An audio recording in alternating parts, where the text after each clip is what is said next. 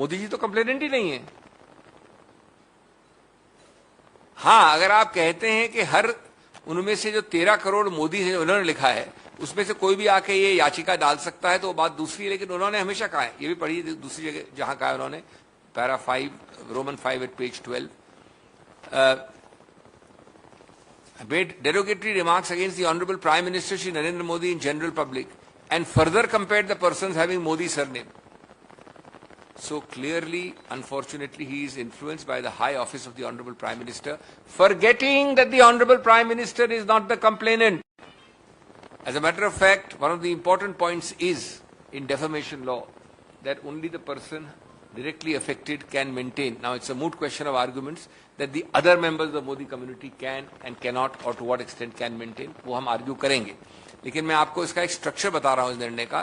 पहले 10 निर्णय साइट करना, उनके गलत पोर्शंस पर रिलाय करना, ये सजेस्ट करना कि हमने कॉन्सिक्वेंसेज आर्ग्यू नहीं किए, ये नहीं देखना कि वो सब उदाहरण ऐसे केसेस के हैं जो इससे बहुत ज्यादा सीरियस थे और हमारे डेफर्मेशन केस में अप्लाई करना।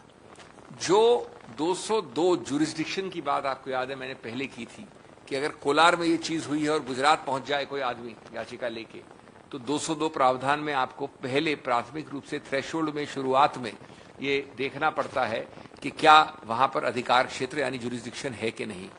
उस पर पूरा एक सेक्शन लिखा है, लेकिन ये नहीं कहा कि भाई मैजिस्ट्रेट का ऑर्डर जो हमें चुनौती दी है सेशंस कोर्ट में, उन्होंने कहां डील किया इसके साथ, या उनका इसके साथ डील करना सही है या गलत है, ये कहीं नहीं बता पाए हैं। ये पूरा 3-4 पन्नों पे उन्होंने डील किया है, यानी सेशंस कोर्ट ने, माननीय न्यायाधीश ने, लेकिन ये नहीं बता पाए कि किस प्रकार से ये जस्टिफाई होता है कि कोलार से जो गुजरात की यात्रा है उसको उन्होंने 202 को अप्लाई करे, लागू किए बिना कैसे निर्णित किया। अंत में मैं जो पैरा 12 है उसके अंत का पोर्शन पढ़ देता हूं, अपनी बात खत्म करता हूं हिंदी में। Based on the above discussion, I hold that the learned counsel for the appellant has failed in demonstrating that by not staying the conviction and denying an opportunity to contest the election on account of disqualification, an irreversible and irrevocable damage is likely to be caused. अब ये बताएं मुझे, मैं जानना चाहूंगा, मैं educate होना चाहूंगा कि किसी भी एमपी एमएलए इससे ज्यादा क्या बता सकता है कि मेरे जो दिन निकल गए पार्लियामेंट के, संसद के, उनको आप वापस नहीं दे सकते।